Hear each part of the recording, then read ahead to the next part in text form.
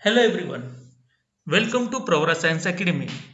My name is Professor Vinay Kothartil and today we are going to continue with the third part of some basic concepts of chemistry. In today's video, we are going to understand and study different laws of chemical combination. Laws of chemical combination consists of six laws. These laws are law of conservation of mass, law of definite proportions, law of multiple proportions, law of reciprocal proportions, Gay-Lussac's law of gaseous volumes, and Avogadro's law. So without wasting any time, let us understand the very first law, that is the law of conservation of mass. This law was established by French chemist Antoine Lavoisier in the year 1789. The contribution of Lavoisier to chemistry was so huge, humongous, that Antoine Lavoisier is considered as the father of modern chemistry. The law of conservation of mass states that mass can neither be created nor be destroyed. It means that during a chemical reaction, the mass of reactants, that is the starting materials, will always be equal to the mass of products. To establish his law, Antoine Lavoisier conducted an experiment. Lavoisier heated a measured amount of mercury in the presence of air to form the red colored compound mercuric oxide, that is HgO. With the help of this kind of setup, he measured the amount of oxygen that was removed from the jar and the amount of red oxide that was formed. Once he measured these quantities, he reversed the reaction, and on reversing the reaction, he found the original amount of mercury and oxygen. From these observations, he could conclude that during a chemical reaction, the mass of compounds or mass of substances can never be created nor be destroyed. There is another example to establish the same law, and this example is the burning of magnesium in the presence of oxygen. When magnesium ribbon burns in presence of oxygen, there is formation of MgO, magnesium oxide. If we take 48.6 grams of magnesium and react it with 32 grams of oxygen, we will get 80.6 grams of magnesium oxide. This example explains the law of conservation of mass. Law of conservation of mass is also called as the law of indestructibility of matter. This law can also be explained by one more example, that is the burning or the heating of calcium carbonate. If 10 gram of calcium carbonate is heated in a closed vessel, it gives 4.4 grams of CO2 and 5.6 grams of calcium oxide. This is the reaction. Calcium carbonate CaCO3 decomposes to give calcium oxide and carbon dioxide. Moving ahead, let us understand the next law, that is the law of definite proportions. The law was proposed by Joseph Proust. The law states that a given compound always contains exactly the same proportion of elements by weight. It means that irrespective of the source, a given compound will always contain the same elements and in the same proportion.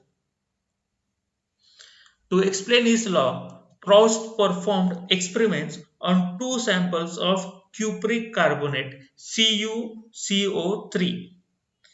One was synthetically prepared in the laboratory and another sample was taken from a natural origin.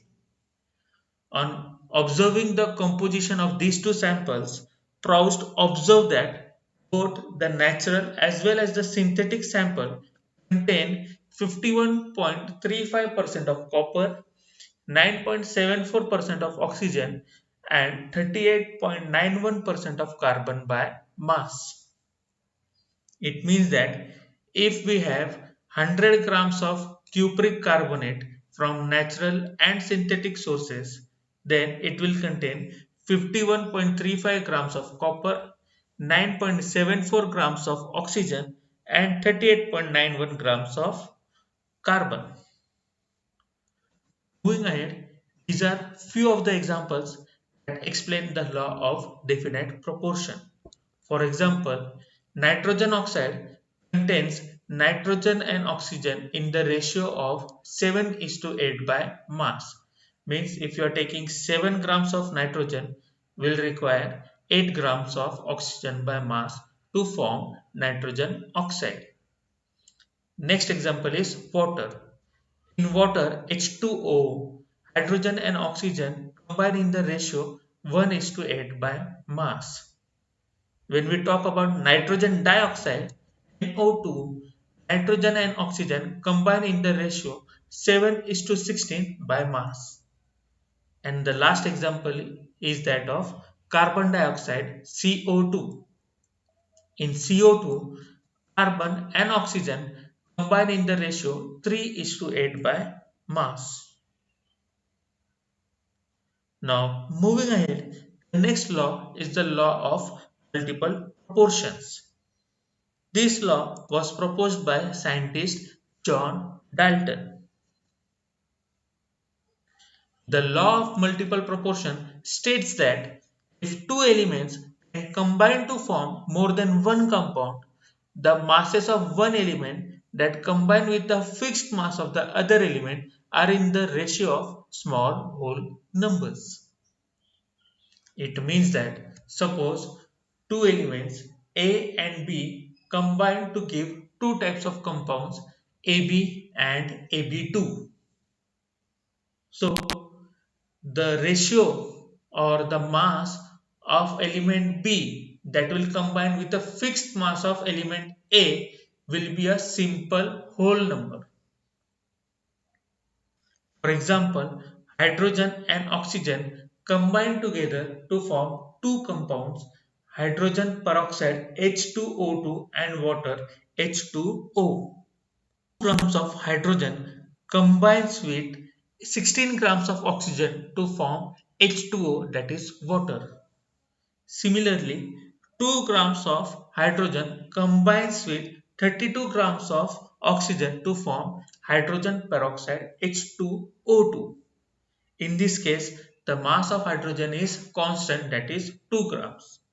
So according to law of multiple proportions, the ratio of combination of oxygen with fixed mass of hydrogen will be 16 is to 32 or simply 1 by 2 by the ratio of weights.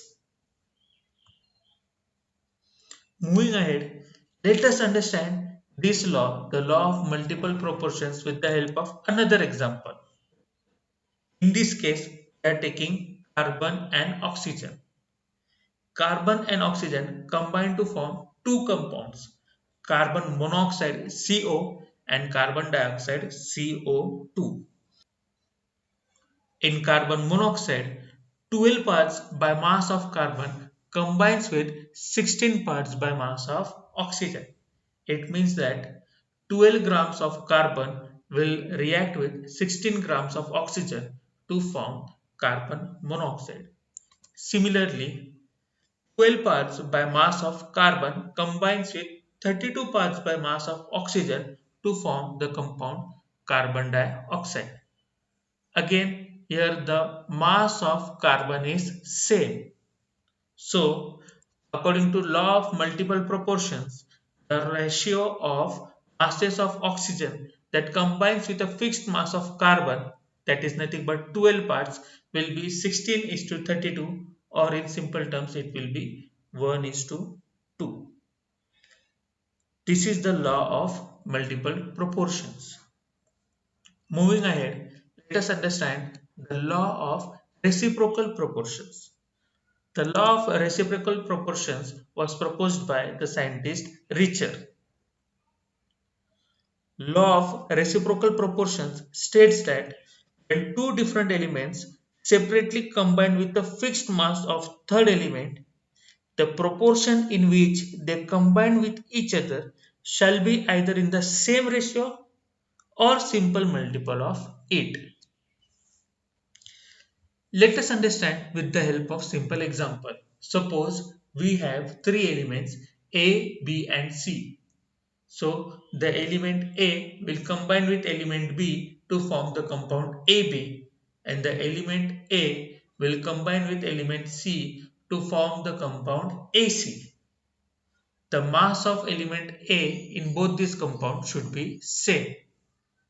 So under these conditions, if the elements B and C combine together, they will form the compound BC, and the ratio in which B and C are combining and the ratio in which the elements B and C are combining together, the ratio will be the same as that of AB, AC. For example, let us consider the elements carbon, oxygen and hydrogen. When the two elements carbon and oxygen combine separately with hydrogen, carbon forms methane, that is CH4, and oxygen forms water, that is H2O. And when these two elements carbon and oxygen will combine together, they will form the compound CO2, that is carbon dioxide. Now in this case, 4 parts by mass of hydrogen combines with 12 parts by mass of carbon, that is in the ratio 4 is to 12 or simply 1 is to 3 by mass. It means that 1 gram of hydrogen will combine with 3 grams of carbon to form CH4, that is methane.